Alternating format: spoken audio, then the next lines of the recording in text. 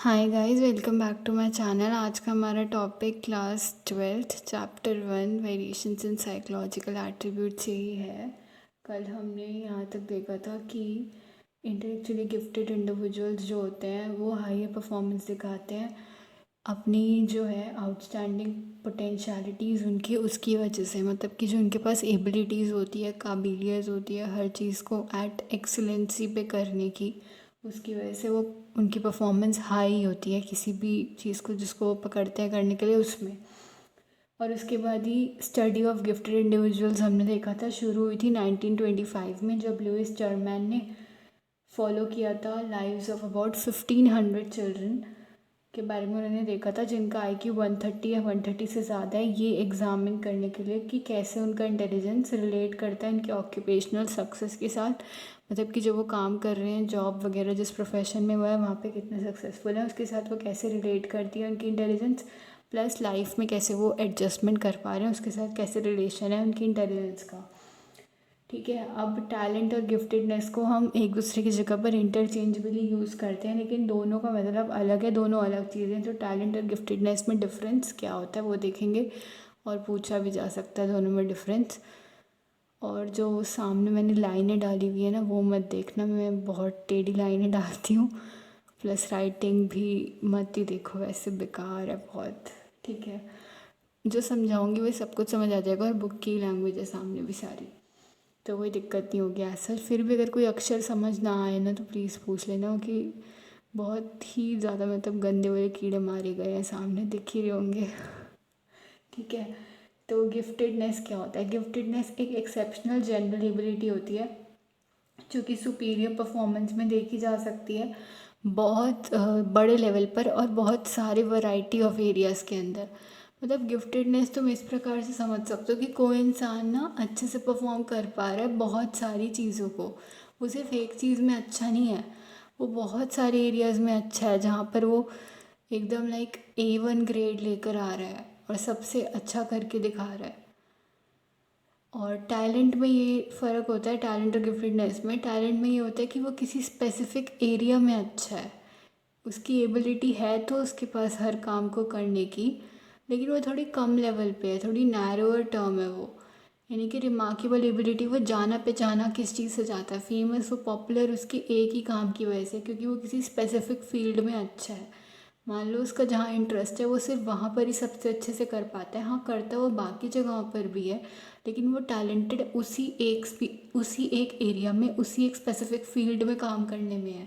Talent ये होता है, लेकिन गिफ्टेडनेस क्या होता है? एक्सेप्शनल है, रेयर है, कॉमन नहीं है, सब में देखा जाता है, एक्सेप्शन है। ऐसी जनरल एबिलिटी जो कि देखी जा सकती है सुपीरियर परफॉर्मेंस में, मतलब वही वाले IQs में जिनका 130 से ज़्यादा हो, जो कि बहुत ही ज़्यादा हद पार इंटेलिजेंट हो, सीधा ऊपर से गिरे हो आसमान से। ठीक है, वैसे टाइप समझ लो, समझाने के लिए बोल रही हूँ। और उनका वाइड वैरायटी ऑफ एरियाज़ में सुपीरियर परफॉर्मेंस है, सिर्फ एक स्पेसिफिक एरिया में, सिर्फ एक फील्ड में नहीं जहाँ उनका इंटरेस्ट है, बल्कि बहुत सारे एरियाज़ में, इवन ऑलमोस्ट सभी एरियाज़ में जहाँ पे वो उनको आना चाहिए काम करने के लिए, वो सब में ही अच्छे हैं और अपने टॉप मोस्ट लेवल तक करते हैं काम। ठीक है, एक बार डेफिनेशन भी देख लेते हैं कि giftedness is exceptional general ability shown in superior performance in a wide variety of areas, whereas talent is narrower term. Giftedness का एक पार्ट मान सकते हो तुम टैलेंट को, क्योंकि ये छोटा टर्म है, वो वाइड है, ये छोटा टर्म है, उसके अंदर सारी फील्ड्स में इंसान अच्छा है, उसकी एबिलिटीज़ कुछ ऐसी हैं कि वो सब कुछ ही अच्छे से कर सकता है, एकदम आउटस्टैंडिंग लेवल तक वो हर एक चीज़ कर पा रहा है, उसकी पोटेंशियलिटीज़, कैपेसिटीज़, सारी एबिलिटीज़, कैपेबिलिटीज़, क्षमताएँ इतनी अच्छी हैं उसके पास। लेकिन टैलेंट में क्या है, वो अच्छा तो है लेकिन किसी स्पेसिफिक एक फील्ड में, किसी स्पेसिफिक एक एरिया में जहाँ पर उसका इंटरेस्ट है, जहाँ वो बेसिकली जाना चाहता है। फिर चाहे वो म्यूज़िक हो गया, डांस हो गया, टीचिंग हो गया, रीडिंग हो गया, या कुछ भी हो सकता है, ट्रैवलिंग हो गया।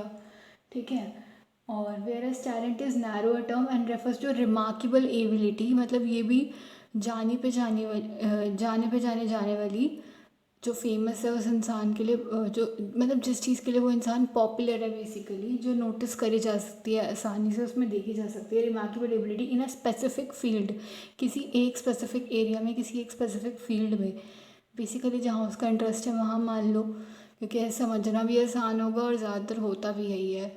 टैलेंटेड इंसान उसी चीज़ में होता है जहाँ पर वो मेन अपना आगे कुछ काम करना चाहता है, जहाँ वो करियर बनाना चाहता है, या जो उसका आगे जाके उसे गोल दिलवाएगा, ऐसा कुछ होता है लाइक, है ना।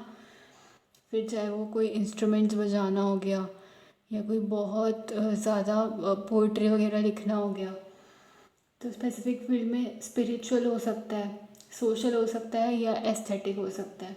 और हाईली टैलेंटेड को हम कभी कभार क्या बोलते हैं, प्रोडिजीज़ के नाम से जानते हैं। प्रोडिजीज़ वाला मैं बता दूँगी एक बार एंड में। और ये सजेस्ट करा गया है साइकोलॉजिस्ट के द्वारा कि गिफ्टेडनेस टीचर के पॉइंट ऑफ व्यू से कैसे देखी जाती है। तो वो कॉम्बिनेशन है तीन चीज़ों का, जैसे टीचर्स देखते हैं गिफ्टेडनेस को, इस पर डिपेंड करता है उसके अंदर कौन सी तीन चीज़ें आती हैं कि हाई एबिलिटी है, हाई क्रिएटिविटी और हाई कमिटमेंट है। यानी कि वो जो एक बार करने की सोच लेता है वो फिर उसे करके ही रहता है, उसके आगे किसी की भी नहीं सुनेगा। और क्रिएटिविटी हमेशा वो आउट ऑफ बॉक्स आइडियाज़ लेके आता है, नए नए तरीके, novel ideas, novel solutions to problems, ऐसे ऐसे क्रिएटिविटी के साथ नई नई इनोवेशन डिस्कवरीज के साथ काम करता है जो पहले कभी किसी ने यूज़ ना किया हो। ऐसे आइडियाज़ ओरिजिनल एकदम अपने माइंड से, जो कि फ्लेक्सिबल हैं और अप्लाई हो सकते हैं आराम से डेली लाइफ में, और जो वो खुद अपने दिमाग से, मतलब उसके दिमाग की उपज है वहाँ से वो लेकर आए। और हाई एबिलिटी, काम करने की क्षमता भी बहुत आगे है, मतलब बहुत तेज़ है, बेसिकली हर एक जगह पे परफॉर्म अच्छा ही करेगा। गिफ्टेड चिल्ड्रन जो है वो early signs of intellectual superiority दिखा देते हैं, मतलब इनका पहले ही पता लग जाता है कि इनका दिमाग बहुत तेज़ है और बहुत शार्पली एक्ट करेगा, चाहे इनको कोई भी काम दो, किसी भी तरह का कुछ भी करने के लिए, क्योंकि ये है ही गिफ्टेड बच्चे, एक तरह से भगवान की देन ही है, डायरेक्ट ऊपर से ही गिरे हैं, ऐसे समझ लो, आसान होगा समझना। और मतलब भी कुछ ना कुछ यही जा रहा है इस चीज़ का। उनका IQ ही 130 से अबव है, तो वो हर चीज़ को करने में अच्छे ही होंगे ना, वैसी बात है, कॉमन सेंस वाली। ठीक है, मतलब इन्फेंसी के दौरान जब वो पैदा होते हैं बचपन में ही, और शुरू शुरू में चाइल्डहुड के दौरान ही उनका लार्जर अटेंशन स्पैन होता है। अब छोटे बच्चों का क्या होता है, बेसिकली वो डिस्ट्रैक्टिव होते हैं थोड़े से, फिर चाहे उन्हें कोई डिसऑर्डर हो या ना हो, लेकिन छोटे बच्चे ज़्यादा अटेंटिव, फोकस और कंसंट्रेट करने वाले नहीं होते किसी भी काम पे, और टिक के तो बैठ भी नहीं पाते एक जगह पे ज़्यादा देर तक। मतलब मोस्टली छोटे बच्चे ऐसे ही होते हैं, नॉर्मल अगर छोटे बच्चे को भी देखा जाए तो। पर इनका लार्जर अटेंशन स्पैन है, ये बहुत अच्छे से अटेंटिवली फोकस कर सकते हैं किसी एक काम पर जो इन्हें करने के लिए दिया गया है, या एक तरह से इनका टाइम शेड्यूल पूरा फिक्स है कि कब कैसे कैसे क्या क्या करना है, उसी को ही फॉलो करके ये चीज़ों पे अपना टाइम देते हैं और वही वही चीज़ें करते हैं जो इनके लिए करना ज़रूरी है। लार्जर अटेंशन स्पैन है इनका, बहुत लंबे टाइम तक ये अटेंटिव अवेयर रह सकते हैं, अलर्ट रह सकते हैं किसी भी चीज़ को, किसी भी स्टिमुलस को अटेंड करने के लिए। इनकी अच्छी रिकॉग्निशन है, मेमोरी की भी, मतलब इनको याददाश्त भी अच्छी खासी है, याद भी रहता है अच्छे से सब कुछ, long term memory, short term memory. Preference for novelty, नई नई चीज़ें ढूंढने में ये लोग लगे रहते हैं और उसी को करने में प्रेफरेंस देते हैं। क्रिएटिविटी बहुत है इन लोगों के अंदर, नए नए आइडियाज़, नए नए सॉल्यूशंस टू प्रॉब्लम्स, नई नई चीज़ें जो पहले कभी किसी ने ना करी हो, इसे out of the box thinking, यही चीज़ें निकाल के लेकर आते हैं। Sensitivity to environmental changes, sensitive भी हैं थोड़े, अपने आप को इन्वायरमेंट में जैसे चेंज आ रहा है वैसे वैसे उन चेंजेस का इफ़ेक्ट तो इन पर भी पड़ेगा, है ये भी इंसान ही, भले ही कितनी इंटेलिजेंट ही क्यों ना हो। हाँ, लेकिन ये अपने इन्वायरमेंट में अपने आप को अच्छे से वहाँ पे अडेप्ट कर पाते हैं, डाल लेते हैं, फिर इन्वायरमेंट को उस हिसाब से मॉडिफाई और सिलेक्ट भी कर लेते हैं जैसा कि इनको चाहिए होता है अपने हिसाब से रहने के लिए, अकॉर्डिंग टू देयर नीड्स। और लैंग्वेज स्किल्स भी इनमें पहले ही शुरू शुरू में दिखने लग जाता है, नज़र आने लगता है कि डेवलप होने लग रही है। और अगर हम गिफ्टेडनेस को रिलेट करना चाहेंगे ना ब्रिलियंट एकेडमिक परफॉर्मेंस के साथ, तो ये सही नहीं है। अब जो गिफ्टेड बच्चा है उसको तुम, मतलब जिसका भी IQ अगर 130 से ज़्यादा है, उसको तुम ये नहीं कह सकते कि वो पढ़ाई में भी बहुत अच्छा होगा या उसके मार्क्स भी हर एक सब्जेक्ट में अच्छे अच्छे आएंगे, नहीं, ज़रूरी नहीं है। मे बी गिफ्टेडनेस में भी उसका इंटरेस्ट कहीं हो पढ़ने में, मोस्टली वो ज़्यादातर हर एक चीज़ को करने में तेज़ ही होगा और अच्छे से ही करेगा, तो अपना बेस्ट ही देगा और फुल मार्क्स A1 ग्रेड ही लेकर आएगा। लेकिन ज़रूर नहीं है ना कि वो फिर पढ़ाई में भी बहुत अच्छा हो और इसके हर एक सब्जेक्ट में मार्क्स भी एकदम फुल नज़र आए तुम्हें, जिससे कि तुम्हें एक इंडिकेशन मिल जाए कि वो गिफ्टेड है। नहीं, ऐसा कुछ नहीं होता। तो to equate giftedness with brilliant academic performance is not correct. ठीक है। और अगर मान लो कोई बच्चा बहुत अच्छा है, उसके मार्क्स बहुत अच्छे आते हैं, वो हर सब्जेक्ट में बहुत ज़्यादा मेहनत करता है, पढ़ाई करता है, और उसके हर एक सब्जेक्ट में फुल मार्क्स आते हैं, बहुत ही ज़्यादा मतलब पढ़ाकू टाइप का है, बुक वार्मर टाइप, किताबी कीड़ा। लेकिन उसको भी तुम ये नहीं कह सकते कि ये गिफ्टेडनेस का फैक्टर है इसके अंदर, क्योंकि हम गिफ्टेडनेस को इक्वेट कर ही नहीं सकते, उसका लिंक हम बता ही नहीं सकते, उसको कनेक्ट करके हम जोड़ के बोल ही नहीं सकते कि ब्रिलियंट एकेडमिक परफॉर्मेंस गिफ्टेडनेस की वजह से। ये गलत है, ठीक है। क्यों गलत है? क्योंकि जो एथलीट्स होते हैं ना, स्पोर्ट्स पर्सन, वो भी सुपीरियर साइकोमोटर एबिलिटी दिखाते हैं, तो वो भी गिफ्टेड होते हैं। समझ में आई बात? यानी कि जो स्पोर्ट्समैन है वो भी, जो एथलीट्स वगैरह टूर्नामेंट्स वगैरह में खेलते हैं, गेम्स वगैरह में बहुत एक्टिव होते हैं, वो लोग भी सुपीरियर साइकोमोटर एबिलिटीज़ दिखाते हैं। उनका IQ भी 130 से ज़्यादा हमें देखने को मिल जाता है। अब जो स्पोर्ट्स पर्सन है, ज़रूरी नहीं है वो सब पढ़ाई में बहुत अच्छे होंगे, ठीक है, लेकिन वो भी गिफ्टेड है भाई। जिसका IQ 130 से ज़्यादा या 130 है, वो तो गिफ्टेड है ही ना फिर। और इसमें आगे बता रखा है कि हर एक गिफ्टेड स्टूडेंट के अंदर अलग अलग स्ट्रेंथ है, उसकी अलग अलग स्ट्रेंथ है, वीकनेस है, अलग अलग काबिलियत है, क्योंकि कमी और अच्छाई हर इंसान में देखने को मिलती है, फिर चाहे उसका IQ कितना भी हो, ठीक है। तो हर एक गिफ्टेड स्टूडेंट के अंदर अलग अलग टाइप की स्ट्रेंथ हैं, अलग अलग पर्सनालिटीज़ हैं सबकी, और अलग अलग कैरेक्टरिस्टिक्स हैं सबके, अपने अलग अलग फीचर्स हैं, कुछ क्वालिटीज़ हैं जो उन्हें दूसरों से अलग बनाती है। हर पर्सन यूनिक है ना, अलग है। हमने चैप्टर के शुरू में ही देखा था, एक सेकेंड, हाँ, हमने चैप्टर के शुरू में ही देखा था कि हर पर्सन यूनिक है, एक दूसरे से सारे डिफरेंट है, इंडिविजुअल डिफरेंसेस हर जगह देखने को मिलते हैं, तो यहाँ पे गिफ्टेडनेस में भी हमें देखने को मिलेंगे। सॉरी जो बीच में आवाज़ आई थी उसके लिए ठीक है। और कुछ इंपॉर्टेंट कैरेक्टरिस्टिक्स गिफ्टेड चिल्ड्रन के क्या हो सकते हैं? एक तो advance logical thinking, questioning and problem solving behaviour. इनका बिहेवियर ही कुछ ऐसा होता है कि ये प्रॉब्लम का सॉल्यूशन बहुत आसानी से ढूंढ लेते हैं और बहुत अच्छे से, मतलब प्रॉब्लम का सॉल्यूशन ढूंढने की तरफ ही इनका दिमाग ज़्यादा लगता है, उसी तरह से ओरिएंटेड होती है इनकी थिंकिंग। और लॉजिकल थिंकिंग, रीज़न के साथ ढंग से सोचते हैं, सोच समझ के पूरा अपना टाइम देते हैं, क्वेश्चन भी करते हैं जहाँ इन्हें नीड लगती है कि ये ऐसा ऐसा क्यों हो गया, रीज़न मांगते भी हैं, ऐसा बिहेवियर होता है इनका थोड़ा। और प्रोसेस करने में इंफॉर्मेशन को बहुत तेज़ स्पीड होती है इनके दिमाग की, बहुत जल्दी इन्हें चीज़ें समझ आ जाती हैं, इन्फॉर्मेशन बहुत जल्दी प्रोसेस कर लेते हैं इनका सिस्टम हाई स्पीड में। प्लस सुपीरियर जनरलाइजेशन और डिस्क्रिमिनेशन एबिलिटी। अब जनरलाइजेशन क्या होता है ये हमने देखेंगे, मतलब हम आगे 11th में था वैसे तो ये, यहाँ पर भी शायद देखने को, यहाँ पर शायद देखने को नहीं, यहाँ पर देखने को नहीं मिलेगा, वो 11th में ही था।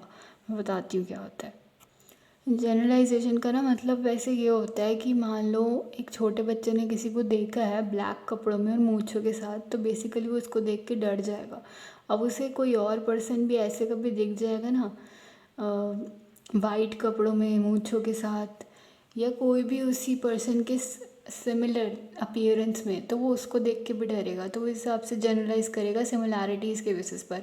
वही डिस्क्रिमिनेशन तुम्हारा क्या होता है कि वो दो लोगों में फ़र्क करेगा, दो लोगों में डिस्क्रिमिनेशन करेगा। वो डिस्क्रिमिनेशन का यही हो जाएगा कि वो दो लोगों के अंदर डिफरेंस करेगा, दो लोगों में थोड़ा सा इनजस्टिस करेगा वो, ठीक है। वैसे जनरलाइजेशन और डिस्क्रिमिनेशन में बहुत ज़्यादा मतलब कन्फ्यूजन हो सकती है तुम्हें, क्योंकि ये सिमिलर हैं थोड़े से, इसको मैं लास्ट में क्लियर कर दूँगी।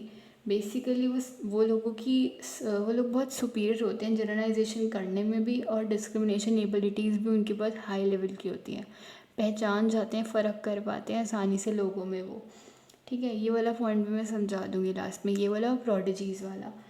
और इनका advance level of original creative thinking, नया सोचने के लिए लोग बहुत ज़्यादा वो होते हैं, एक तो नई चीज़ों को जानने के लिए, पहचानने के लिए क्यूरियसनेस बहुत ज़्यादा होती है इनमें, क्रिएटिविटी बहुत हद तक दिखाते हैं ये लोग, हमेशा नए नए आइडियाज़, नई नई चीज़ें जो पहले कभी किसी ने करी ना हो, थोड़ा उस टाइप से ये लोग ही एक्ट करते हैं और वैसा वैसा ही बिहेवियर दिखाते हैं। और ओरिजिनल, अब मैंने वहाँ पे ओरिजिनल क्यों लिखा, क्योंकि जो क्रिएटिव है वो ओरिजिनल ही है, अपने दिमाग से ही ओरिजिनलिटी के साथ ही निकल के आया है, वो पहले किसी ने नहीं किया हुआ, कहीं से कॉपी पेस्टेड नहीं है। तो मैंने वहाँ क्रिएटिविटी लिखी है, क्रिएटिविटी के फीचर में ओरिजिनलिटी आ ही जाता है और फ्लेक्सिबिलिटी भी आता है, ठीक है। तो इनकी थिंकिंग भी थोड़ी क्रिएटिव ही रहती है, बहुत एडवांस हाई लेवल तक। और इंट्रिंसिक मोटिवेशन बहुत है। अब इंट्रिंसिक मोटिवेशन क्या है, एक्सट्रिंसिक और इंट्रिंसिक मोटिवेशन मैं समझा देती हूँ, ये मेरे को अच्छे से याद है। एक्सट्रिंसिक मोटिवेशन क्या है कि कोई बच्चा पढ़ रहा है क्योंकि उसे पढ़ने के बाद उसकी पसंद की कोई चीज़ मिल जाएगी, फिर चाहे वो कोई बाइक है, कोई स्कूटी है, या कुछ भी जो उसने मांगा है वो उसे मिल जाएगा। तो वो उस चीज़ के लिए पढ़ रहा है, वो अपने लिए नहीं पढ़ रहा, उसका खुद का कोई गोल नहीं है, खुद का कोई मोटिव नहीं है, या वो ऐसा सोच के नहीं पढ़ रहा कि पढ़ने के बाद वो कुछ बन जाएगा, उसकी कुछ पहचान होगी एंड वो इंडिपेंडेंट हो जाएगा, बेसिकली नहीं। और इंट्रिंसिक मोटिवेशन क्या होती है, मैं पढ़ना चाहती हूँ, मेरा पढ़ने का मन है और मेरी इच्छा है पढ़ने की, मेरे को पढ़ने से प्यार है तो मैं पढ़ रही हूँ। ये इंट्रिंसिक मोटिवेशन होती है जो अंदर से आती है। एक इंसान खुद अंदर से मोटिवेटेड है कुछ करने के लिए और वो अपने लिए कर रहा है, उसे कुछ पाना है अपनी लाइफ में, तो वो ये चीज़ फॉलो कर रहा है। तो इन लोगों में ना बहुत ज़्यादा हद तक, बहुत हाई लेवल तक इंट्रिंसिक मोटिवेशन होती है और सेल्फ़ एस्टीम होती है। सेल्फ़ एस्टीम क्या है? हाँ, सेल्फ़ एस्टीम ये होती है कि इनको ना खुद के ऊपर बहुत ज़्यादा ट्रस्ट होता है, खुद के ऊपर पूरा भरोसा है कि जो ये करना चाहेंगे वो ये कर ही लेंगे, और कोई भी सिचुएशन आए वो इनके कंट्रोल में ही है, इनके हाथ में ही है। कोई भी इनसे, इनकी लिमिट के बाहर नहीं है कुछ भी, कोई भी इनसे हद पार नहीं जाके खेल सकता है इनके साथ। खुद पे बेसिकली बहुत विश्वास होना, खुद पे एक भरोसा होना कि हाँ कुछ भी आएगा हम फेस कर ही लेंगे, हम उससे बाहर निकल ही जाएंगे। सेल्फ एफिकेसी वाली बात भी आ सकती है यहाँ पर कि खुद पर बहुत ज़्यादा बिलीफ होना, कोई भी सर्कमस्टांस है भाई मैं तो इससे बाहर निकल ही जाऊँगा, मुझे कोई दिक्कत नहीं आएगी। उस हिसाब से इनका खुद की वर्थ को लेकर, खुद की अहमियत को लेकर, वैल्यू को लेकर, खुद के करेक्टर पर्सनालिटी को लेकर वैल्यू जजमेंट कुछ इस प्रकार से होता है कि इन्हें खुद पे बहुत भरोसा है, खुद को बहुत मानते हैं। और ऑब्वियस ही बात है, जब तक इंसान खुद के बारे में अच्छा नहीं सोचेगा तो वो कैसे ही एक्सपेक्ट कर रहा है कि बाकी लोग उसके बारे में अच्छा सोचेंगे। ठीक है, ये मैंने पहले भी बताया था तुम्हें। और ये सेकंड चैप्टर में हमें सेल्फ इस्टीम के बारे में बहुत कुछ पढ़ने को मिलेगा, तो इससे ज़्यादा परेशान मत होना, आसान ही है ये तो। और इसमें है कि इंडिपेंडेंट होते हैं ये लोग और नॉन कन्फॉर्मिस्ट थिंकिंग होती है। इंडिपेंडेंट है भाई, किसी के ऊपर निर्भर नहीं है, अपने काम के लिए जो करना है खुद करेंगे, अपनी मर्ज़ी से, अपने बलबूते पे चाहे तो कुछ उखाड़ सकते हैं। ये इतनी हिम्मत है इनके अंदर, इतना करेज है, इतनी गट्स हैं इनमें। और नॉन कन्फॉर्मिस्ट थिंकिंग का मतलब क्या होता है, किसी की ना परमिशन लेने की ज़रूरत नहीं है, नहीं ये सोचने की ज़रूरत नहीं है अच्छा ये जो करेंगे तो लोग क्या सोचेंगे, जो नॉर्मली हम लोग सोचते रहते हैं और फिर करते नहीं हैं जो हम करना चाहते हैं। ये सोचने की ज़रूरत नहीं है कहीं मैं ऐसे ऐसे कर दूँ और सोसाइटी उसे अनएक्सेप्टेबल ना माने, या मेरा करा हुआ गलत ना हो जाए, किसी को बुरा ना लग जाए, या मैं कुछ गलत ही ना कर दूँ, जो मैं करना चाह रहा हूँ वो सही भी है या नहीं।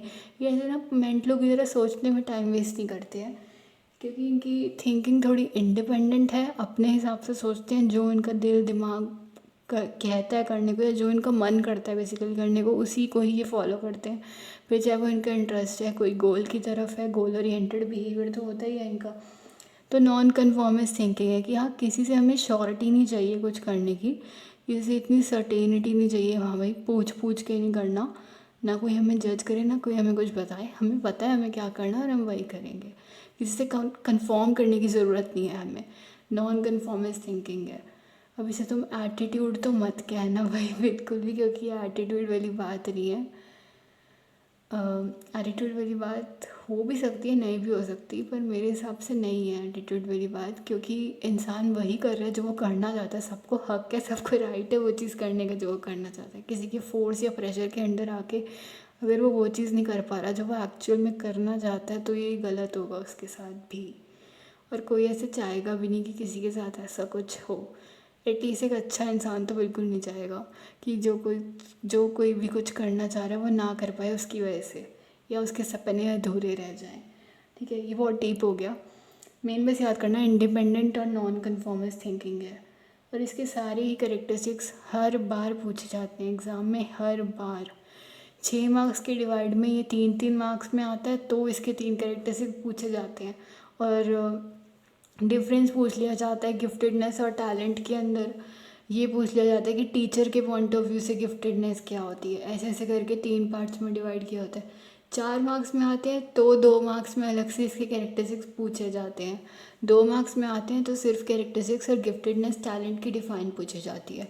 हमेशा ही आता है, मतलब इसकी कैरेक्टरिस्टिक बहुत इंपॉर्टेंट है कि इसकी कैरेक्टरिस्टिक्स गिफ्टेड चिल्ड्रन के। और लास्ट वाला इसमें है कि preference for solitary academic activities for long periods. Basically इनका जो गोल है, जो इन्हें लाइफ में चाहिए, जो इनकी सेल्फ एक्चुअलाइजेशन वाली नीड है, उसी को फॉलो करने के पीछे ये लोग ज़्यादा टाइम लगाते हैं। कोई भी टाइम वेस्ट वाला काम करते नहीं है ये। जो करना चाहते हैं, जो इन्हें करना है, जो इनका मकसद है ना यहाँ धरती पे आने का, इन्हें वो पता है और ये उसी को ही करेंगे ज़्यादातर, उसी में ही अपना टाइम देंगे, वहीं पर ये लॉन्ग पीरियड ऑफ टाइम अपना निकालेंगे। ठीक है, यहाँ वहाँ गुलछड़ियाँ उड़ाने में ये टाइम वेस्ट नहीं करते। इनका प्रेफरेंस ये रहता है, चाहते ही वो है, प्रेफर ही वो चीज़ करेंगे। चॉइसेस ही कुछ ऐसी हैं कि अकेले सॉलिटरी एकेडमिक एक्टिविटीज़, मतलब जो आगे इनको कहीं ना कहीं हेल्प करे और पढ़ाई रिलेटेड हो बेसिकली, वहाँ पर ये long period of time spend करेंगे, बहुत लंबे लंबे समय तक रहेंगे उन्हीं के साथ, उन्हीं को करने में अपना टाइम देंगे पूरा। जो इनका एम है, मोटिव है, गोल है लाइफ का, उसे अचीव करने के लिए बेसिकली अकेले ही उस पर काम करेंगे, उसी पे ही लगे रहेंगे और आगे जाके इतना ज़्यादा दृढ़ निष्ठा और मेहनत के साथ करेंगे तो फिर कौन ही रोक सकता है इन्हें वो चीज़ मिलने में जो ये चाहते हैं। ऑब्वियसली इतनी शिद्दत से कुछ चाहेंगे तो मिल ही जाएगा। जो परफॉर्मेंस होती है इंटेलिजेंस टेस्ट के ऊपर, परफॉर्मेंस और इंटेलिजेंस, हाँ एक सेकेंड, हाँ तो जैसे इंटेलिजेंस टेस्ट जिनको हमने करने के लिए दिया, उनकी जो परफॉर्मेंस निकल के आई है ना इंटेलिजेंस टेस्ट के ऊपर, या जो इंटेलिजेंस टेस्ट का रिजल्ट निकल के आया है बेसिकली, उसी से ही तुम सिर्फ मेजर नहीं कर सकते किसी को भी गिफ्टेड आइडेंटिफाई करने के लिए। जैसे मैंने बताया ना, मार्क्स, स्कोर्स, ये सब मैटर्स नहीं करते। कोई ब्रिलियंट एकेडमिक स्टूडेंट है तो तुम ये नहीं कहोगे अच्छा भाई ये तो गिफ्टेड है। क्यों गिफ्टेड है? क्या उसमें ये सारे कैरेक्टरिस्टिक्स देखने को मिल रहे हैं तुम्हें जो हमने अभी पढ़े? ये कैरेक्टरिस्टिक्स की पहचान बताते हैं, इंडिकेट करते हैं, डिटरमाइन कराते हैं कि गिफ्टेड है कौन। गिफ्टेड तो एथलीट्स भी हो सकते हैं क्योंकि उनके अंदर अच्छी खासी साइकोमोटर एबिलिटी है ना। इसलिए आगे इसमें बता रखा है कि बाकी भी सोर्सेज ऑफ इंफॉर्मेशन होते हैं। टीचर का जजमेंट क्या है, टीचर को उसमें देखने को मिल रही है high ability, high creativity, high commitment, कुछ भी करने की इच्छा, और वो जो एक बार सोच ले वो फिर करके ही रहे, उसको बिना करे चैन ना आए, बैठ ना पाए वो टिक के उस चीज़ को बिना करे। ऐसा कुछ है उसके अंदर करने की चाह और इच्छा, या कुछ पाने की जो एक चाहत होती है अंदर से इंसान में, इंट्रिंसिक मोटिवेशन, ऐसा कुछ है। स्कूल का अचीवमेंट रिकॉर्ड, भाई स्कूल में कितना करा है वो, कितना पढ़ा लिखा है, हाँ ये चीज़ देखी जाती है, बट हम ये नहीं कहेंगे उसके सारे मार्क्स चेक करने बैठ जाते हैं, अच्छा ये इसके यहाँ पे सब फुल आए तो ये गिफ्टेड है, नहीं ये नहीं होता। बहुत सारे फैक्टर्स एक साथ काम करते हैं। पेरेंट्स के इंटरव्यू, भाई बच्चा घर पे कैसा है वो, अ, वैसे घर पे उल्टे ही होते हैं ज़्यादातर और बाहर उल्टे ही होते हैं, स्टिल पॉइंट लिखा हुआ तो होगा ही। पेरेंट्स के इंटरव्यू कि वो बच्चे को बेसिकली कैसे समझते हैं और उनका नज़रिया क्या है बच्चे को लेकर, उनका क्या परसेप्शन है, उनके सामने बच्चा कैसा रहता है, या वो अपने बच्चे को किस परसेप्शन से, किस नज़रिए से देखते हैं, उन्होंने कैसे परसीव करा है अपने चाइल्ड को एज़ कि वो क्या कर सकता है क्या नहीं, एबिलिटीज़ के बेसिस पर और उसके लिमिटेशंस के बेसिस पर। पीयर और सेल्फ रेटिंग्स, वो बच्चा खुद को कहाँ खड़ा हुआ समझता है, वो खुद को किस तरफ से मतलब देखता है, उसका खुद को लेके क्या नज़रिया है, क्या पॉइंट ऑफ व्यू है, और बाकी लोगों की नज़र में वो कहाँ स्टैंड करता है, कहाँ आती है उसकी रैंक, उसके फ्रेंड्स उसे कैसा मानते हैं, कैसा समझते हैं, ये भी मैटर करता है, और वो खुद को क्या समझता है, खुद को वो कहाँ रेट करेगा। अगर बाकियों के बीच में उसे खुद को कहीं लाइन में खड़ा करना और रेट करना, तो वो खुद को कहाँ खड़ा करेगा। ये भी कॉम्बिनेशन में यूज़ कर लिया जा सकता है इंटेलेक्चुअल असेसमेंट के लिए, और उनके फुल पोटेंशियल तक पहुंचने के लिए गिफ्टेड चिल्ड्रन को किस चीज़ की ज़रूरत होती है, स्पेशल अटेंशन की, प्लस अलग अलग एजुकेशनल प्रोग्राम्स की जो कि नॉर्मल बच्चे को दिए जाते हैं, उस हद से बाहर जाके, उस लिमिट को क्रॉस करके इनके ऊपर स्पेशल ध्यान, स्पेशल अटेंशन दिया जाता है, और इनको अलग अलग तरह के एजुकेशनल प्रोग्राम्स की भी ज़रूरत होती है जो कि एक नॉर्मल बच्चे को रेगुलर क्लासरूम में मिलती है, उनसे अलग और उनसे बियॉन्ड जाके इनके ऊपर हमें अपना टाइम और एफर्ट्स देने पड़ते हैं। इसके अंदर तुम्हारे लाइफ एनरिचमेंट प्रोग्राम्स आ सकते हैं जो कि शार्प करेंगे उस बच्चे के स्किल्स को प्रोडक्टिव थिंकिंग में, प्लानिंग में, डिसीजन मेकिंग में कि लाइफ के डिसीजंस कैसे लेने हैं, और कम्युनिकेशन में। टाइप्स ऑफ इंटेलिजेंस टेस्ट, अब यहीं पर ही मैंने बहुत गंदी तरह लाइनें डाली हैं, इन पे ध्यान मत देना, ठीक है। बस जो लिखा है वो तुम एक बार देख लेना, वो मैंने पूरी कोशिश करी कि मैं लिख के भी और यहाँ से पढ़ के भी ढंग से समझा पाऊँ। इंटेलिजेंस टेस्ट बहुत सारी तरह के होते हैं, लेकिन एडमिनिस्ट्रेटिव प्रोसीजर की तरफ से तुम एडमिनिस्ट्रेटिव प्रोसीजर के टर्म्स में उसके बेसिस पर तुम इन्हें कैटेगराइज कर सकते हो दो टाइप्स में, इंडिविजुअल और ग्रुप टेस्ट में, और उनको तुम क्लासीफाई कर सकते हो as verbal performance test, nature of items जो कि उसके अंदर यूज हुए हैं उसके बेसिस पर, और एक्सटेंट जिसमें इंटेलिजेंस टेस्ट फेवर करेगा एक कल्चर को एज़ कम्पेयर टू अदर, या दूसरे कल्चर के ऊपर एक कल्चर को वो प्रेफरेंस देगा। कोई इंटेलिजेंस टेस्ट ऐसे तुम उसको डिवाइड कर सकते हो, whether intelligence test favour one culture over the other, इस तरह से। मतलब कोई भी इंटेलिजेंस टेस्ट किस कल्चर को ज़्यादा प्रेफरेंस दे रहा है या दोनों कल्चर को इक्वल मान रहा है, इस तरह से तुम इंटेलिजेंस टेस्ट को कैटेगराइज कर सकते हो, और कल्चर फेयर और कल्चर बायस की कैटेगरी में डाल सकते हो। अब हम चूज़ कर सकते हैं कोई भी टेस्ट जो कि डिपेंड करता है कि वो हमें किस पर्पस के लिए यूज़ करना है। मतलब इनमें से कोई भी टेस्ट ले सकते हैं हम लोग, या तो इंडिविजुअल या ग्रुप या वर्बल या नॉन वर्बल या परफॉर्मेंस टेस्ट या कल्चर फेयर या कल्चर बायस। बेसिकली हमें किस काम के लिए, किस पर्पस के लिए उस टेस्ट को यूज़ करना है वो इस पर डिपेंड करता है। मुझे बहुत सारे इंडिविजुअल्स के ऊपर टेस्ट लेना है तो मैं ग्रुप वाला लूँगी, मुझे एक इंसान को पर्टिकुलर एक पर्सन को टेस्ट करना है तो मैं इंडिविजुअल लूँगी। मेरे टेस्ट में पढ़े लिखे लोग ही चाहिए, मुझे जो लैंग्वेज को समझ सके तो मैं वर्बल लूँगी।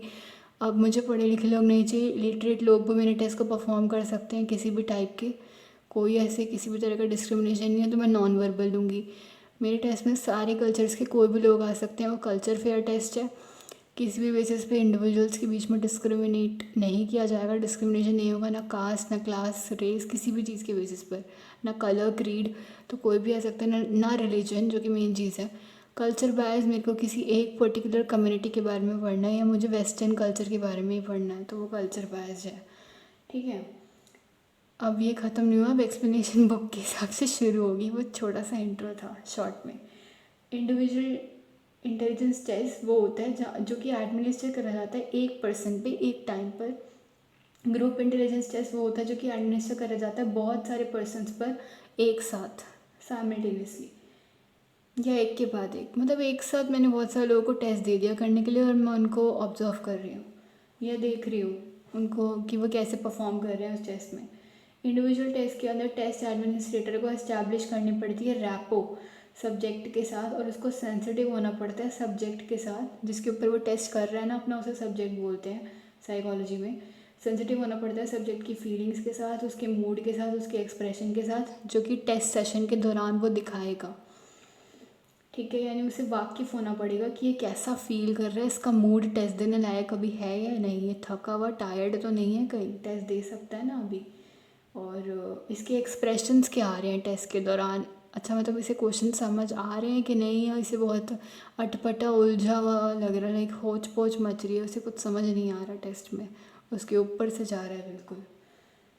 और रैपो इस्टेब्लिश करनी पड़ती है सब्जेक्ट के साथ इन द सेंस उसको बिठा के उससे कन्वर्सेशन इस्टेब्लिश करना, थोड़ा फ्रेंडली नेचर में बात करना, अपना इंट्रो उसे देना, उसका इंट्रो लेना, उसे टेस्ट के बारे में थोड़ा बहुत बताना, इंस्ट्रक्शन देना, और उसे बेसिकली कंफर्टेबल फील कराना अपने साथ कि वो तुम पे ना ट्रस्ट कर सके। उसे टेस्ट के बीच में ये ना लगे हाय मैं इससे कुछ पूछूंगा कहीं मेरे पे चिल्ला के मुझे ना डांट देगी, वाली फील ना है। उसे ये लगे टेस्ट के दौरान कुछ भी हो मैं इससे खुला पूछ सकता हूँ, इतना अच्छा एडमिनिस्ट्रेटर है मेरा, कोई भी दिक्कत आएगी मैं इनसे पूछ सकता हूँ। लाइक उसे कंफर्टेबल करना, टेस्ट उससे तुम लो या उसे टेस्ट करने के लिए दो, उससे पहले उसे कंफर्टेबल फील कराना कि वो फ्री हो सके तुम्हारे साथ, थोड़ा इजी जाए। पानी वानी देना, उसका एंजाइटी लेवल कम करना, उसे बताना कि टेस्ट उतना मुश्किल नहीं है जितना तुम सोच रहे हो, आसान है टेस्ट। जैसे हम प्रैक्टिकल्स में रैपो फॉर्म करते हैं पार्टिसिपेंट के साथ, वही है इधर भी, ठीक है। ग्रुप टेस्ट अलाउ नहीं करते हमें ये अपॉर्चुनिटी कि हम फेमिलियर हो सकें या समझ सकें ढंग से सब्जेक्ट के फीलिंग्स को, ठीक है।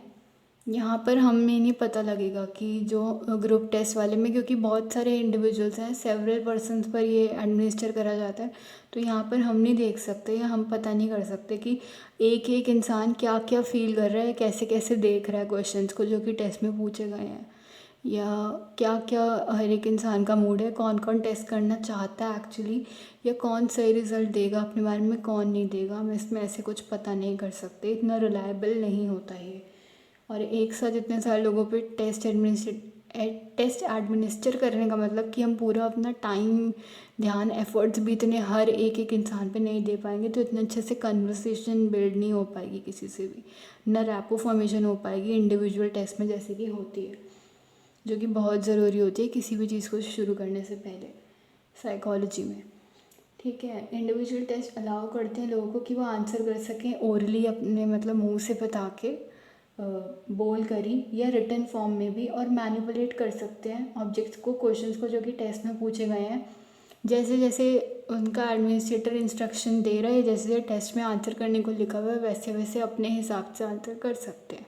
उन्हें कुछ नहीं आ रहा वो बीच में पूछ भी लेंगे, उन्हें मुंह से बोल के आंसर देना, टेस्ट करके नहीं देना, वो दे सकते हैं। रिटन फॉर्म में उन्हें देना ज़्यादा कंफर्टेबल, सुटेबल फील हो रहा है, वहाँ पर वो ज़्यादा फिट है, तो वो लिख कर देंगे आंसर्स। और अगर उन्हें लगता है कि ये क्वेश्चन ऐसे है, ये थोड़ा मैनिपुलेट चेंज हो जाना चाहिए कि तो क्या मैं इसे चेंज कर सकता हूँ, तो एडमिनिस्ट्रेटर के इंस्ट्रक्शन के हिसाब से वो क्वेश्चन चेंज करके उसका अपना अलग से आंसर भी बना के दे सकते हैं। कुछ ऐसा नहीं है कि उन्हें हर क्वेश्चन का ऐसे ऐसे ये स्पेसिफिक आंसर देना चाहिए, नहीं, जो उनकी मर्ज़ी है, जो उन्हें लगता है वो आंसर वो लिखें, जो वो अटैम्प्ट करना जैसे चाहते हैं अपनी मर्ज़ी से वैसे वो करें।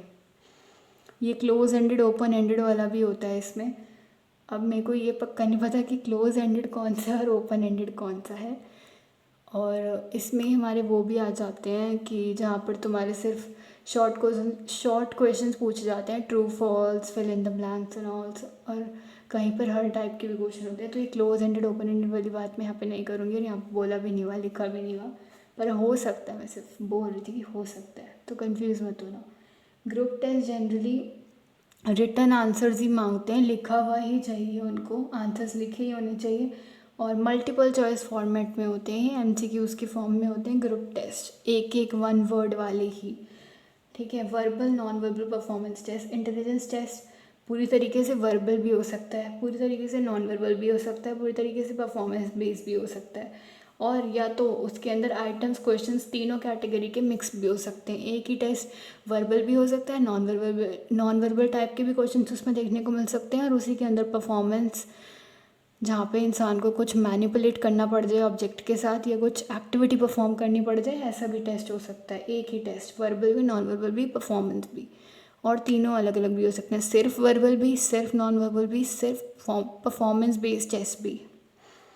वर्बल टेस्ट के अंदर सब्जेक्ट्स को वर्बल रिस्पॉन्सेज देने पड़ते हैं, बोल के ही बताना पड़ता है या लिख कर बताना पड़ता है, और ये बेसिकली वर्बल टेस्ट उन लोगों पर ही करे जाते हैं जो कि पढ़े लिखे हैं, क्योंकि ऑब्वियस सी बात है इसके अंदर लैंग्वेज, नाम से ही पता लग रहा है वर्बल है, कुछ बोलोगे तो किसी भाषा में ही बोलोगे ना, जो सामने वाले को समझ आ सके, तो ये पढ़े लिखे लोगों पर ही किया जाता है बेसिकली, सब पर नहीं एप्लीकेबल हो सकता है, सब पे तुम ये टेस्ट नहीं कर सकते अप्लाई रियल लाइफ में, लिटरेट लोगों पर करा जाता है। इसमें वर्ड्स, लैंग्वेज, कुछ ना कुछ ऐसा इन्वॉल्व है ही, जो पढ़े लिखे लोग तभी कर सकते हैं। नॉन वर्बल टेस्ट यूज़ करते हैं पिक्चर्स और इलिस्ट्रेशन को अपने टेस्ट आइटम्स की तरह। उसमें टेस्ट के क्वेश्चन ही कुछ ऐसे हैं जहाँ पे तुम देख कर समझ जाओ, पिक्चर्स हैं और इलिस्ट्रेशन है, जैसे Raven progressive matrices, RPM test जो है, जो नॉन वर्बल टेस्ट का एग्जाम्पल है। इस टेस्ट के अंदर सब्जेक्ट को एग्जामिन करना होता है, इनकम्प्लीट पैटर्न को, एक फ़िगर चूज़ करनी पड़ती है, उसे ऑल्टरनेटिव ऑप्शंस, चॉइसेस दे रखे होते हैं उनमें से, जो कि उस पैटर्न को कंप्लीट कर पाएगा और उसके साथ बिल्कुल मैच करेगा। जैसे कि यहाँ पे बुक में फिगर 1.3 दे रखा है, ऐसे भी हो सकती है, और जैसे मैंने सामने बताया वैसे भी हो सकता है। उसमें से जैसे फर्स्ट वाला ऑप्शन मैच कर रहा है तो फर्स्ट वाला ठीक है, और यहाँ पर जैसे इन्होंने बुक में बता रखा है, यहाँ पर तुम्हारा कौन सा मैच कर रहा है, फोर्थ वाला मैच कर रहा है, तो फोर्थ हो जाएगा सही, करेक्ट ऑल्टरनेटिव। परफॉर्मेंस टेस्ट के अंदर सब्जेक्ट को ऑब्जेक्ट को मैनिपुलेट करना पड़ता है, इस हिसाब से चीज़ें होती हैं, जैसे कुछ ब्लॉक्स हो गए, कोर्स ब्लॉक डिज़ाइन टेस्ट इसका एग्जाम्पल है, और बाकी मटेरियल्स किसी भी टास्क को, किसी भी एक्टिविटी को परफॉर्म करने के लिए उन्हें अपने हाथों को हिलाना पड़ेगा, कुछ ना कुछ परफॉर्म करना पड़ेगा, वो परफॉर्मेंस टेस्ट है। रिटन लैंग्वेज इसमें नेसेसरी नहीं होती इनके क्वेश्चंस को आंसर करने के लिए, पढ़ा लिखा होना ज़रूरी नहीं है। परफॉर्मेंस टेस्ट के लिए भी और नॉन वर्बल टेस्ट के लिए भी इलिटरेट पे भी एप्लीकेबल हैं, ठीक है। बेसिकली कल्चर फेयर होते हैं दोनों, नॉन वर्बल भी और परफॉर्मेंस टेस्ट भी। और वर्बल टेस्ट को तुम कल्चर फेयर नहीं कह सकते। सारे टेस्ट में जो क्वेश्चंस की आइटम्स की लैंग्वेज है वो ज़रूरी नहीं है हर कल्चर के इंसान को पसंद आ जाए, तो पसंद आ जाए इन द सेंस समझ आ जाए, हाँ बेसिकली सॉरी समझ आ जाए, ऐसा ज़रूरी नहीं है। तो वर्बल टेस्ट को तुम बायस भी कह सकते हो, क्योंकि यहाँ पे लैंग्वेज बैरियर बनती है एक तरह से क्वेश्चंस को समझने के लिए। और परफॉर्मेंस टेस्ट में Kohs block design test example है, जिसके अंदर नंबर ऑफ वुडन ब्लॉक, बहुत सारे वुडन ब्लॉक्स दे रखे होते हैं। सब्जेक्ट को बोला जाता है कि वो अरेंज करे ब्लॉक्स को एक स्पेसिफिक टाइम पीरियड के अंदर, कि इससे गिवन डिज़ाइन या कोई स्पेसिफिक शेप निकल के आ जाए, कुछ चीज़ बन जाए, ऐसे ये परफॉर्मेंस टेस्ट होता है। मेजर एडवांटेज फ़ायदा ये है परफॉर्मेंस टेस्ट का कि इसको तुम इजीली एडमिनिस्टर कर सकते हो अलग अलग कल्चर के लोगों पर, जैसा कि मैंने बताया ये कल्चर फेयर होता है। देन कल्चर फेयर और culture bias test. Intelligence test culture fair भी हो सकते हैं, कल्चर बायस भी हो सकते हैं। बहुत सारे इंटेलिजेंस टेस्ट बायस दिखाते हैं एक कल्चर के प्रति जिसके अंदर वो डेवलप हुए होते हैं। मान लो कोई वेस्टर्न कल्चर का टेस्ट है, अब वो ऐसे बनाया गया है कि वो सिर्फ वहीं के लोगों पर, उसी पर्टिकुलर अमेरिकन कल्चर वाले लोगों पर ही एप्लीकेबल हो सकता है। वहाँ इंडिया के लोगों पर तुम उसे एप्लीकेबल नहीं कर सकते, ना हमें उनकी वो लैंग्वेज समझ आएगी, ना टेस्ट के आइटम्स क्वेश्चन समझ आएंगे, तो हम उसे अटैम्प्ट ही नहीं कर सकते। तो ये कल्चर बायस होते हैं, ठीक है। मतलब कि ऐसे उस कल्चर में डेवलप किया गया है सिर्फ उसी कल्चर के लोगों के लिए, कि उसे और कोई बाहर का इंसान उस टेस्ट को अटैम्प्ट ही नहीं कर सकता, या वो लोगों पर वो एप्लीकेबल नहीं होगा, रिजल्ट से कुछ अलग आएंगे। अटैम्प्ट करना भी चाहे तो उस, मान लो समझ भी आ गए क्वेश्चंस, तो रिजल्ट में कुछ ना कुछ दिक्कत आएगी और ढंग से फिर एक्यूरेसी रिलायबिलिटी मेंटेन नहीं हो पाएगी। वैसे तो रिज़ल्ट अलग ही आएगा, अलग अलग पर्सन से अगर सेम टेस्ट को अटैम्प्ट करेंगे, बट कल्चर बायस्ड है, उसे वो टेस्ट समझ ही नहीं आएगा करना कैसे है, लैंग्वेज ही उसके पल्ले नहीं पड़ेगी, वो उसी स्पेसिफिक कल्चर के लोगों के लिए बनाया गया है, ठीक है। कि they are showing bias to the culture in which they are developed. और टेस्ट जैसे कि जो अमेरिका और यूरोप टेस्ट जो कि डेवलप हुए हैं अमेरिका और यूरोप में, वो रिप्रेजेंट करते हैं अर्बन और मिडिल क्लास कल्चरल एथोस को, मतलब उन्हीं लोगों के लिए, उन्हीं टाइप के पर्सनस के लिए बनाए गए, वही उसे अटैम्प्ट कर सकते हैं। और एजुकेटेड मिडिल क्लास जैसे कि वाइट सब्जेक्ट जनरली परफॉर्म करते हैं उस टेस्ट पे अच्छे से। वही जो तुम्हारे अमीर टाइप के लोग हैं, पढ़े लिखे middle class type white American, वही उस टेस्ट में अच्छे से परफॉर्म कर पाते हैं। और आइटम्स जो होते हैं वो हमारे एशिया, अफ्रीका, इंडिया, ऐसे उनके मतलब जो क्वेश्चंस होते हैं आइटम्स, वो हमारे कल्चरल पर्सपेक्टिव्स के साथ मैच नहीं करते। Items do not respect the cultural perspectives of Asia, America. और हमारा जो नज़रिया है उस टेस्ट के आइटम्स क्वेश्चंस को देखने का, उनके साथ वो बिल्कुल मैच नहीं करते। इवन हमारे कल्चर को रिस्पेक्ट भी नहीं करते, उन्होंने अपने कल्चर के ऊपर ही टेस्ट बना रखा है। तो हमारे जो कल्चर को देखने का नज़रिया है, जो हमारा कल्चर है, उसके अगेंस्ट ही है बेसिकली उनका टेस्ट। ये वाला जिसके बारे में ये लोग बात करें, कल्चर बायस की बात हो रही है ना। नॉर्म्स जो कि उस टेस्ट के लिए रूल्स बनाए गए हैं उस टेस्ट को अटेम्प्ट करने के लिए, वो भी वेस्टर्न कल्चरल ग्रुप से ही लिए गए हैं। इंडिया के पर्सपेक्टिव्स उसमें कुछ भी इंक्लूडेड नहीं है, हम लोग उसे अटेम्प्ट नहीं कर सकते। और हम इस कॉन्सेप्ट जो है नॉर्म्स, इसके साथ बहुत ज़्यादा फेमिलियर हैं। क्लास 11 में हमने पढ़ रखा है कि अनस्पोकन अनरिटन रूल्स हैं, या एक सोसाइटी में जो कि फॉलो करने होते हैं किसी भी बिहेवियर को एक्सेप्टेबल बताने के लिए, जो कि सब फॉलो करेंगे, एक डिसिप्लिन मेंटेन रहेगा उससे। बेसिकली अनस्पोकन अनरिटन रूल्स हैं, कोड ऑफ कंडक्ट टाइप है, जो कि सबको फॉलो करना है। रूल्स रेगुलेशंस बोले नहीं है, बताने नहीं पड़े किसी को, कहीं लिखे नहीं गए, हमें बस पता है हमें करना है फॉलो, हम कर रहे हैं, सब करते हैं तो हम भी कर रहे हैं, और इसी से ही हमारा बिहेवियर एक्सेप्टेबल माना जाएगा। जो नहीं करता उसे डिविएट बोला जाता है। हमने देखा था चैप्टर 4 में, जो इनके अगेंस्ट जाता है, कुछ अलग इनसे हट के बिहेवियर दिखाता है, उसे बोला जाता है कि साइकोलॉजिकल डिसऑर्डर हो गया है, ये अनएक्सेप्टेबल हो रहा है सोसाइटी के लिए, ठीक है। टॉपिक चेंज हो गया, वापस आ जाते हैं पॉइंट पे। ये नियरली इम्पॉसिबल है कोई भी ऐसा टेस्ट डिज़ाइन करना जो कि एप्लीकेबल हो पाए, अप्लाइड हो सके इक्वली और मीनिंगफुली हर तरह के सारे कल्चर्स में। अगर ऐसा होता है तो वो कल्चर फेयर टेस्ट है, ऑब्वियस सी बात है। जो कि जैसे तुम्हारा नॉन वर्बल और परफॉर्मेंस टेस्ट हो सकता है। साइकोलॉजिस्ट ने ट्राई करा कि वो डेवलप कर सके टेस्ट जो कि कल्चर फेयर होते हैं या कल्चरली अप्रोप्रिएट होते हैं, मतलब कि जो डिस्क्रिमिनेट नहीं करते लोगों के बीच में जो कि बिलोंग करते हैं अलग अलग कल्चर से।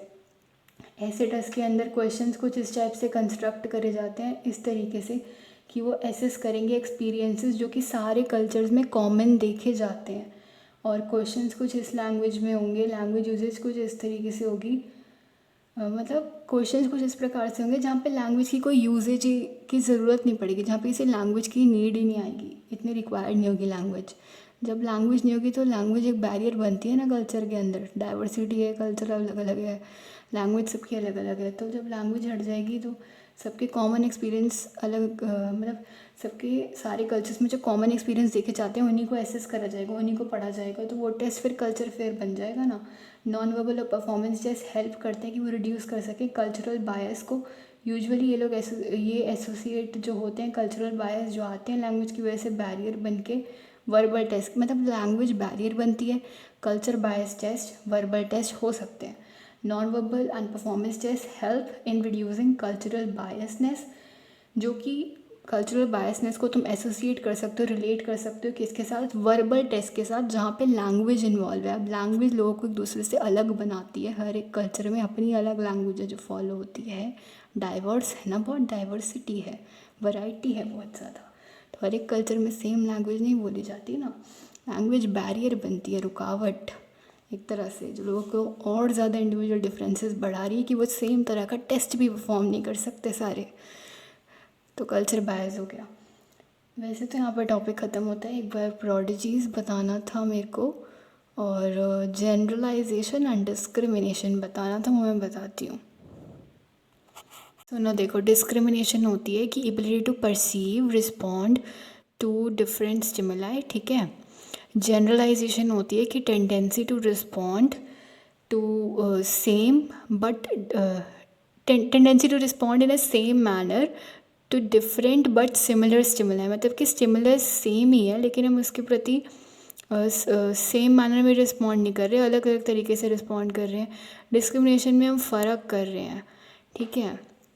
प्रोडिजीज तुम्हारे हैं कि कोई भी बच्चा अनयूजुअली अच्छा है किसी भी चीज़ को करने के लिए, मतलब उसके पास टैलेंट ऐसा है किसी स्पेसिफिक एरिया स्पेसिफिक फील्ड में जो उसको करने के लिए बहुत अच्छा है, वहाँ पर वो हाई परफॉर्मेंस देता है, हाईली टैलेंटेड है, तभी उसे प्रोडिजी बोला गया है।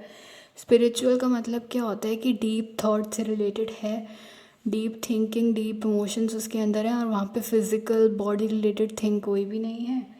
और एस्थेटिक का मतलब होता है कि वो तुम्हारा ब्यूटी के साथ या आर्ट के साथ कंसर्न करता है। डिस्क्रिमिनेशन और जनरलाइजेशन में कंफ्यूज मत होना, मैं फिर से बता रही हूँ। डिस्क्रिमिनेशन बहुत आसान है, ability to perceive and respond to differences among stimuli, जो हमें स्टिमुलस के बीच में डिफरेंसेस दिख रहे हैं हम उसके प्रति रिस्पॉन्स कर रहे हैं, उसको पहचान रहे हैं, उसके प्रति उसको देखकर एक अपना नज़रिया बना रहे हैं। लेकिन जनरलाइजेशन क्या होता है कि ट्रांसफ़र ऑफ रिस्पॉन्स कर दिया तुमने, किसी स्टिमुलस को देख के कुछ लर्न तुमने किया रिस्पॉन्स और वही तुमने ट्रांसफ़र कर दिया वैसी सिमिलर स्टिमुलस पे, यानी कि tendency to respond in a same way but different, हाँ tendency to respond in a same way but to different and similar stimulus, ठीक है। इसका अगर ये अभी भी समझ ना आए तो प्लीज़ ये पूछ लेना एक बारी, वैसे मैंने बता दिया अच्छे से, फिर भी समझ ना आए तो पूछना। 11th की बुक में बहुत अच्छे से समझा रखा, मैं वहाँ से भी समझा दूँगी। वैसे मेरे हिसाब से आज का जो टॉपिक था वो पूरा ख़त्म होता है। नेक्स्ट में हम misuses of intelligence test और कुछ टेस्ट जो कि डेवलप हुए हैं इंडिया में उनके बारे में पढ़ेंगे, कल्चर और इंटेलिजेंस के बारे में भी देख लेंगे थोड़ा सा। तो अभी के लिए इतना ही। कुछ भी ना समझ आया हो ना जनरलाइजेशन और डिस्क्रिमिनेशन में, अभी भी अगर थोड़ा कन्फ्यूजन लग रहा हो तो प्लीज़ पूछ लेना प्लीज़, और थैंक्स फॉर वॉचिंग।